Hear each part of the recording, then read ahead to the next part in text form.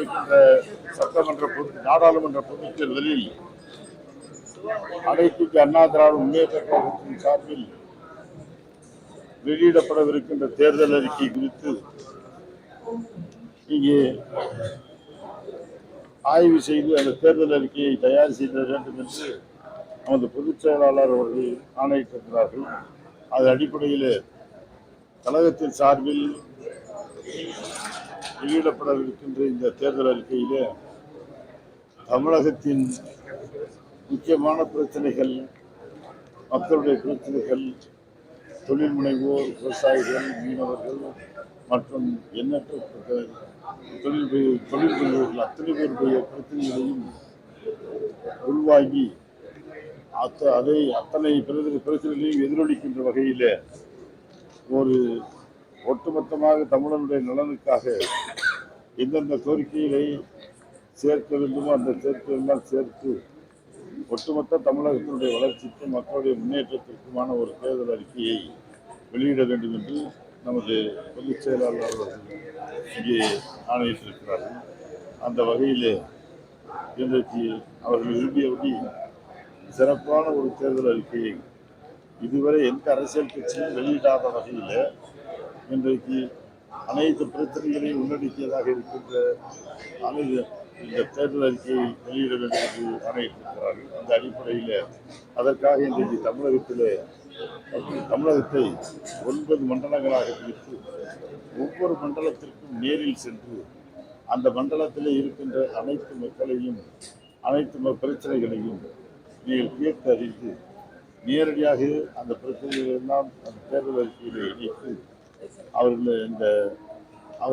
அவர்கள் எதிர்பார்க்கின்றபடி அவர்கள் பிரச்சனைகளுக்கு தீர்வு காண்கிற வகையிலே அந்த தேர்தல் அறிக்கையை தயார் செய்ய வேண்டும் என்று சொல்லியிருக்கிறார்கள். அந்த வகையில் இன்றைக்கு தமிழகத்தில் முழுவதும் எனது குழு இன்றைக்கு சுற்றுப்பயணம் செய்து தமிழகத்தில் 9 மண்டலங்களிலே இந்த கூட்டம் நடைபெறும் என்று அறிவித்து அது 8வது மண்டலமாக இன்றைக்கு மதுரை மண்டலத்தில் இந்த ஆய்வுக் கூட்டம், இந்த கருத்து கேட்பு கூட்டம் நடைபெற்று முடிந்திருக்கிறது. நாளை இறுதியாக கோவை மற்றும் இந்த மண்டலத்தில் இந்த தேர்தல் அறிக்கை தயாரிக்கப்பட்டு காலையில் கூடி அங்கே இருக்கின்ற பிரச்சனைகள் கேட்டறிந்து இதே போல அங்கும் அனைத்து சங்கங்களும் கலந்து கொண்டு அனைத்து தொழில் முனைவோர்கள் எண்ணற்ற அத்தனை பேரும் கலந்து கொண்டு சிறப்பிக்க இருக்கிறார்கள். என்னுடைய கருத்துக்களை தெரிவிக்க இருக்கிறார்கள். இப்போ ஒவ்வொருவரும் கட்சி சார்பற்ற வகையிலும் கட்சி சாராத அமைப்புகள் அத்தனையும் தங்கள் தொழிலில் இருக்கின்ற பிரச்சனைகள், தீர்க்கப்பட வேண்டிய பிரச்சனைகள் எல்லாம் இங்கே எடுத்துச் சொல்லியிருக்கிறார்கள், மனுக்களாக அளித்திருக்கிறார்கள். நேரடியாக தங்களுடைய கோரிக்கைகளை வலியுறுத்தி இருக்கிறார்கள். ஆக அவருடைய கோரிக்கைகள் எல்லாம் நிச்சயமாக அனைத்து இந்திய அண்ணா திராவிட முன்னேற்ற கழகத்துடைய தேர்தல் அறிக்கையிலே இடம்பெறும் என்பதை தெரிவித்துள்ளேன். என்று சொன்னால் இதுவரை இந்த அரசியல் கட்சியும் இது போன்ற மக்களையும் தொழில் முனைவோர்களையும் சங்கம் நடத்துவோர்களையும் விவசாயிகளையும் அனைத்து மக்களையும் நேரில் சந்தித்து அவர்கள் பிரச்சனைகளை கேட்டறிந்து அதற்கு இங்கே தீர்வு காண்கின்ற வகையிலே நாம் இன்றைக்கு தேர்தல் அறிக்கை தயார் செய்யவில்லை. இதற்கு முதல் முறையாக அனைத்து இந்திய அண்ணா திராவிட முன்னேற்ற கழகத்தின் சார்பில் தயாரிக்கப்படுகின்ற இந்த தேர்தல் அறிக்கை தான் அத்தனை பிரச்சனைகளையும் நேரில் கேட்டு ஒவ்வொரு தொழில் முனைவோரிடமும் நேரில் கேட்டு அவர்களுக்கு இருக்கின்ற பிரச்சனைகளை எல்லாம் கேட்டறிந்து இந்த தேர்தல் அறிக்கையை ஒரு முன்மாதிரியாக தயாரிக்க வருகின்றோம். இதுபோல யாரும் இந்த தேர்தல் அறிக்கையை எல்லா மக்களுடைய விருப்பங்களையும் உள்ளடக்கியதாக ஒரு தேர்தல் அறிக்கை வெளியிடவில்லை. ஆகவே புதுமையாக இதை புரட்சிகரமாக எல்லா பிரச்சனைகளையும் உள்ளடக்கியதாக எல்லா பிரச்சனைகளுக்கும் தீர்வு காணுகின்ற முயற்சியாக இந்த தேர்தல் அறிக்கை அமையும் என்பதை அனைவருடைய வரவேற்பையும் பெறும் என்பதை இந்த நேரத்தில் தெரிவித்துக் கொள்கிறேன். அதற்காக இன்றைக்கு அனைத்து ஒத்துழைப்பும் கொடுத்த நமது அந்தந்த மாநிலங்களுடைய கழக நிர்வாகிகள் மற்றும் முன்னாள் அமைச்சர்கள் அந்த அனைவருக்கும் நன்றியை தெரிவித்துக் குறிப்பாக கட்சி சாராத அமைப்புகள் மிக அதிகமான இந்த நிகழ்ச்சியிலே கலந்து கொண்டிருக்கிறார்கள். அவருக்காக எனது சிறப்பு நன்றியை தெரிவித்துக் கொள்கிறேன். என்று சொன்னால் ஒரு கட்சி நடத்துகிற ஆலோசனை கூட்டம், கருத்தறிகிற கூட்டம் என்று நினைத்து இன்றைக்கு யாரும் வெடித்து விடாமல் நடுநிலையோடு செயல்பட்டுக் கொண்டிருக்கின்ற கட்சி சாராமல் இருக்கின்ற அமைப்புகள் அத்தனையும் இதில் கலந்து கொண்டிருக்கின்றன. அதுதான் தேர்தலுக்கு சிறப்பு. ஆக எல்லா வகையிலும் அதற்கு காரணம் இதற்கு முன்பு வெளியிட்ட தேர்தல் அறிக்கையெல்லாம் அரசியல் கட்சியின் சார்பாக வெளியிட்ட அத்தனை தேர்தல் அறிக்கையும் அவர்கள் சொல்லியிருக்கின்ற எந்த குறிப்பாக சென்ற சட்டமன்ற தேர்தலுக்கு முன்பாக திமுக வெளியிட்ட தேர்தல் அறிக்கை ஒன்று கூட நிறைவேற்றவில்லை. அந்த தேர்தல் அறிக்கையில் மக்கள் நம்பிக்கை இழந்துவிட்டார்கள். ஆகவே ஆனால் அனைத்து இந்திய அண்ணா திராவிட முன்னேற்ற கழகத்தினுடைய தேர்தல் அறிக்கையில் சொல்லப்பட்ட பல விஷயங்கள் நமது செயல் வடிவம் பெற்றிருக்கின்றன. புரட்சித் தலைவர் காலத்திலும் அம்மா காலத்திலும் அவர்கள் கொடுத்த தேர்தல் அறிக்கையை அப்படியே ஏறத்தாழ 100% நிறைவேற்றியிருக்கிறார்கள். ஆகவேதான் இப்பொழுது அதே போல நமது எடப்பாடியார் அவர்களும் நமது முதலமைச்சராக பொறுப்பேற்றதற்கு பின்பு தேர்தல் அறிக்கையிலே சொன்ன அத்தனை விஷயங்களையும் அனைத்து இந்திய அண்ணா திராவிட முன்னேற்ற கழகத்தின் சார்பாக வெளியிடப்பட்ட தேர்தல் அறிக்கையெல்லாம் நிறைவேற்றியிருக்கிறார்கள். ஆகவேதான் மக்களுக்கு இன்றைக்கு அனைத்து இந்திய அண்ணா திராவிட முன்னேற்ற கழகத்தின் மீதும் அதனுடைய தலைவர் அருமையான எடப்பாடியார் மீதும் நம்பிக்கை ஏற்பட்டிருக்கிறது. அதனுடைய வெளிப்பாடு தான் அந்த பொதுச் செயலாளர் மீது ஏற்பட்டிருக்கிற நம்பிக்கையின் காரணமாக இன்றைக்கு இவ்வளவு சங்கங்கள் வராது. எண்ணற்ற நூற்றுக்கணக்கான சங்கங்கள் தன்னுடைய உறுப்பினர்களோடு இன்றைக்கு நேரில் கலந்து கொண்டு தங்களுடைய கருத்துக்களை எல்லாம் இங்கே இந்த தேர்தல் அறிக்கையில் அனைத்து இந்த அண்ணா திராவிட முன்னேற்ற கழகத்திய தேர்தல் அறிக்கையிலே இடம்பெற வேண்டிய அனைத்து கருத்துக்களையும் தொடங்கியிருக்கிறார். அது காரணம் நமது தலைவர் மீதும் கட்சியின் மீதும் ஏற்பட்டிருக்கிற நம்பிக்கை.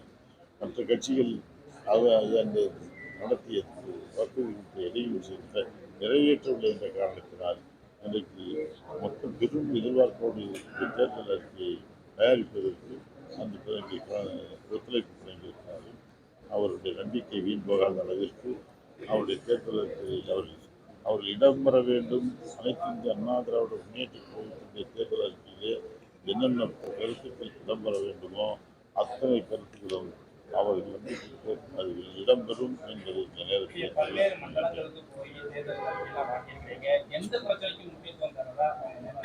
இது எல்லா பிரச்சனைகளும் முக்கியமான பிரச்சனையாக இருக்கு.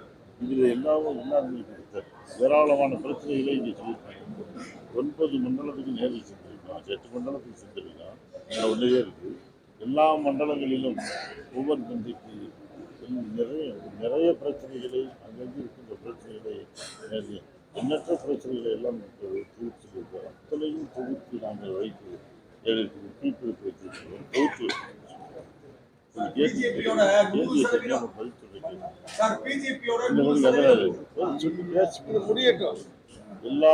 எல்லாருடைய பிரச்சனைகளையும் அவர்கள் எண்ணற்ற பிரச்சனைகளை எல்லாம் அவர்கள் சொல்லியிருக்கிறார்கள். எல்லா மண்டலங்களிலும் 8 மண்டலங்களில் நாங்கள் அறிந்து வந்த அத்தனை பிரச்சனைகளையும் உள்ளடக்கி கேள்வி. பெரும்பாலும் அவர்கள் விவசாயிகள் சார்ந்த பிரச்சனை, தொழில் சம்பந்தப்பட்ட பிரச்சனை, சிறு தொழில், தொழில், அது பெருந்தொழில் போன்ற பிரச்சனைகள், அதே போல வணிகர்கள் பிரச்சனை, இதே மீனவர்கள் பிரச்சனை, இப்படி எண்ணற்ற பிரச்சனை, தொழில் முனைவோர்கள் பிரச்சனைகள், இப்படி எல்லா தரப்பு மக்களுடைய பிரச்சனைகளும் இங்கே இடம்பெற்றிருக்கின்றன. அத்தனை தரப்பு மக்களுடைய பிரச்சனைகள் நிச்சயமாக எங்களுடைய தேர்தல் அறிக்கையிலே இடம்பெறும் என்பதை பிஜேபியோட 100% கூட்டணி இருந்தாலும் போதுமான நாடாளுமன்ற கேள்வி கேட்கறதுக்குள்ள பிஜேபிக்கு அதிமுக சொத்து முல்லை உறவு முல்லைன்னு ஒரு முறை இல்லை பல முறை தெளிவுபடுத்தினார் செயலாளர். இன்னும் அதுக்கு தொடர்புபடுத்தி பேச வேண்டிய அவசியமே இல்ல சார். அவர் அண்ணாமலை என்ன சொல்லியிருக்காங்கன்னா அதிமுக பாஜக கூட்டணி முடிவுக்கு அண்ணாமலை தான் காரணம். எடப்பாடி பழனிசாமி மாவட்ட செயலர் கையெழுத்து வாங்கி கொடுத்துட்டு இப்ப வெளியே வேற காரணம் சொல்றதாக சொல்றாரு. யார் சொல்றது? அவர் பேசுறதுக்கெல்லாம் இங்க வந்து நாங்க சொல்றது எங்க அவங்க சொல்றாங்க. அவருடைய பேசுறதுக்கெல்லாம் அவங்க கட்சி தான் பதில். அவர்களுக்கு தேவையில்லாம அவர் எந்த விஷயத்திலையும் ஒரு தேவையான விஷயத்தை தவிர எல்லா விஷயம் அனாவசியமான விஷயங்கள் அத்தனையும் நாம பேசுவோம். அதுக்கெல்லாம் அவர் வரிக்கு வரி பொழிப்புறையோ விளக்க உரையெல்லாம் நீங்க இருங்க. பொதுச் செயலாளர் வந்து கருத்து சொல்லியிருக்காரு தெளிவாவே. என்ன சொல்லியிருக்காருன்னா, ஒரு மாநிலத்துடைய உரிமைகள் பொதுவாகவே அது மாநில கட்சியால் தான் மீட்டெடுக்க முடியும். எனவே அந்த வகையில் வந்து தேசிய கட்சிகளோட வந்து கூட்டணி வைக்கிறதுனால எந்த பிரயோஜனமும் இல்லை. இது வந்து நம்முடைய பொதுச்செயலாளர் சொன்ன கருத்து. எந்த பிரயோஜனமும் இல்லை.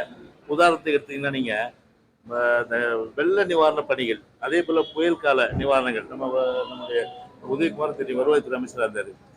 நம்முடைய பொதுச்செயலாளர் வந்து ஒரு ஸ்ட்ராட்டஜிஸ் கொடுத்தாரு.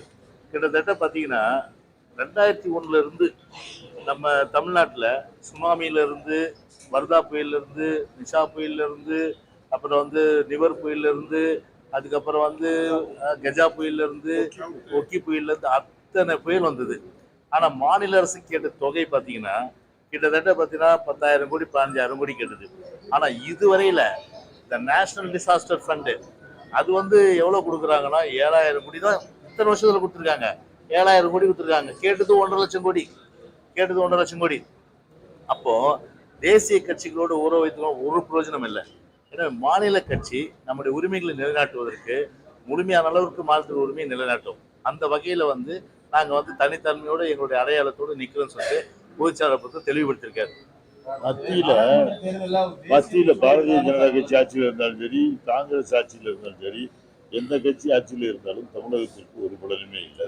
ஆகவே நம்ம சொந்தக்கால் நம்முடைய நமது சக்தியோடு நாடாளுமன்றத்தில் நல்ல பலத்தோடு நம்ம இருந்தோம் சொன்னா நம்முடைய சக்தியை பயன்படுத்தி நம்மளை வற்புறுத்தி வலியுறுத்தி நான் தமிழ்நாட்டுடைய நமது பிரச்சனையெல்லாம் நாம் தீர்வு காண்பதற்கு நம்முடைய சக்தியை பயன்படுத்தணும். அடுத்தவங்களை நன்றி பண்றதை கண்டு நம்மளுடைய சக்தியை பயன்படுத்தி தீர்வானம். நம்ம அண்ணன் சொல்ற மாதிரி 38 உறுப்பினர்கள், 38 நாடாளுமன்ற உறுப்பினர்கள் அம்மா பெற்றாங்க. அம்மா பெற்றதுனால தான் பாராளுமன்றத்தை 28 நாள் முடக்கி நம்முடைய காவிரியுடைய அந்த நதியினுடைய உரிமையை நாம் பெற்றோம். அப்போ வந்து நம்ம அந்த எம்பி வந்து அதிகமாக பெற்றதுனால தான் நம்ம. ஆனால் இன்னைக்கு வந்து திமுகவில் வந்து 39 பேர் இருக்கிறாங்க. ஆனால் 39 பேர் இருந்து என்ன பிரயோஜனம்? தமிழ்நாட்டுடைய ஜீவாதார உரிமைகளுக்கு வந்து ஒரு முற்றுப்புள்ளி வச்சாங்களா? தமிழ்நாட்டுடைய ஜீவாதார உரிமைகள்லாம் தாரை வறுக்கப்பட்டது. 17 வருஷம் மத்தியில் இருந்து எந்த விதமான தமிழ்நாட்டுக்கு வேண்டிய நலன்கள், குறிப்பாக வந்து மாநில நிதி இன்னைக்கு சொல்றாங்க என்னன்னு பெருசா பாராளுமன்றத்துல நம்ம வந்து ₹1 கொடுத்தா 21 காசா நமக்கு தராங்க. அதை யூபிக்கு ₹2 காசு தராங்க, மத்திய பிரதேசத்துக்கு ₹2 தராங்க. இப்ப சொல்றீங்க ஏன் 17 வருஷமா நீங்க இருந்தீங்களே அந்த மாநில நிதி பகிர்வுல நீங்க ஏன் வந்து அதெல்லாம் வந்து ஒரு சரியாக்கி ஒவ்வொரு மாநிலம் சராசரியா அதனுடைய வருவாயிலிருந்து அதற்கேற்ற வகையில சதவீதம் பங்கு கொடுக்கணும். அந்த வகையில வந்து ஏன் வந்து நீங்க அந்த முயற்சி எடுக்கல? இப்ப கத்துறீங்க. அப்ப உங்களுக்கு வந்து மக்கள் அதிகாரம் கொடுத்தாங்க.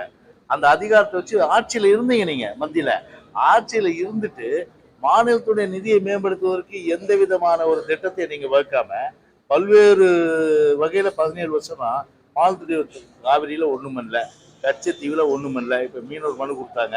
தினந்தோறும் இப்ப கூட மீனவர் வந்து 25 பேர் பிடிச்சிட்டு போயிட்டு ஜெயில போட்டாங்க. இதெல்லாம் யார் காரணம்? திமுக தான் முழுக்க காரணம். கல்வியை பொறுத்தவரை மாநில பட்டியல் இருந்தது, அது பொது பட்டியலை காட்சி. 17 வருஷம் மத்தியில் இருந்தவங்க இவங்க அதை நினைச்சிருந்தா மாநில பட்டியல் கொண்டு வந்திருக்கல. இப்ப போய் நாங்க வந்து மாநில பட்டியல் கொண்டு வர சொல்லிட்டு இப்ப வந்து போயிட்டு உறுதி சரி 520 தேர்தல் வாக்குறுதி கொடுத்தாங்க. எங்க சட்டமன்ற தேர்தலுக்கு எத்தனை தேர்தல் வாக்குறுதிகள் வந்து இந்த விடியாத ஆட்சி நிறைவேற்றிருக்கு சொல்லுங்க? இன்னும் நிறைவேற்றலையே. சரி 100 தேர்தல் வாக்குறுதிகள் பாராளுமன்றத்துக்கு 2019 கொடுத்தாங்க. 2019 கொடுத்தாங்க 100. அதுல எத்தனை வாக்குறுதி நிறைவேற்றினாங்க? ஏற்கனவே கொடுக்கப்பட்ட வாக்குறுதிகளை நிறைவேற்றல. இப்ப வந்து என்னன்னா தேர்தல் அறிக்கையில நீங்க வாங்க, நீங்க வந்து சொல்லுங்க கருத்துக்களை, நாங்க வந்து தேர்தல் வாக்குறுதியா தேர்தல் அறிக்கை தயாரிக்கணும். இது வந்து என்ன கேட்கறவங்க கேட்டா கேழ்வரகுல நெய் வர்ற கதைன்ற மாதிரிதான் இது. காதுல பூ சுத்துற கதை இது. 37 பேர் அண்ணன் சொல்றதை கேளுங்க. 39 பேர் ஜெயிச்சிருக்காங்க. இந்த ஒரு பீரியட் 5 வருஷம் முடிஞ்சு போகுது. 39 பேரை வச்சு என்ன சாதிச்சாங்க? அது சொல்ல ஒரு தடவை 39 பேர் ஓட்டு வாங்கி என்ன செய்ய போறாங்க? அது ஏற்கனவே ஜெயிச்சு வாய்ப்பு கொடுத்தாங்க, பயன்படுத்தல. அதனால அவங்களுக்கு மீண்டும் தேவையில்லைம்மா, அந்த வாய்ப்பு கொடுக்க வேண்டிய அவசியமே இல்லை. அனைத்து அதிமுக மெஜாரிட்டி எண்ணிக்கையில பலம் வாய்ந்த கட்சியாக வரும்போது நாங்கள் பல சாதனைகள் காட்டியிருக்கிறோம். நாடாளுமன்றத்தை முடக்கிற சக்திக்கு அந்த காவிரி விஷயம் தீர்வு பண்ணுறதுன்னா நீங்க என்ன பண்ணீங்க? இவங்க 39 பேரையும் பயன்படுத்தி நாடாளுமன்றத்தை முடக்கி இந்த நீட் அவங்களுடைய இந்த நீட் பிரச்சனை தீர்வு இருக்கலாம்ல. இந்த கேள்வி கேளுங்க. ஓபிஎஸ் வந்த பிறகு உங்களுக்கு ஓட் பேங்க் வந்து எதுவும் குறையுமா சார்? ஏன்னா அவங்க என்ன சொல்றாங்க, இபிஎஸ் பொதுச்செயலாளர் பிறகு எந்த வெற்றியுமே பெறல. ஒரு ஜனகராஜ் ஒரு படத்துல, தம்பி கேளுங்க இதை, ஜனகராஜ் ஒரு படத்துல என்ன சொல்லுவாரு, எங்க தங்கச்சியை நாய் கடிச்சிச்சு அந்த மாதிரி தான் இப்ப ஜனகராஜ் ஆயிட்டாரு அவரு. எதிர்முறையில் இருக்கிற திமுக வந்து பாத்தீங்கன்னா நாடாளுமன்ற தொகுதியில பொறுப்பாளராக இருக்கிறவங்க வந்து அந்த தொகுதியில வேட்பாளர் தோத்துதான் அமைச்சர் பதவி பறிக்கப்படும் அப்படின்னு சொல்லியிருக்காங்க. அது போல உங்க பொதுச் செயலாளர் என்ன சார் மாவட்ட செயலாளர் பதவி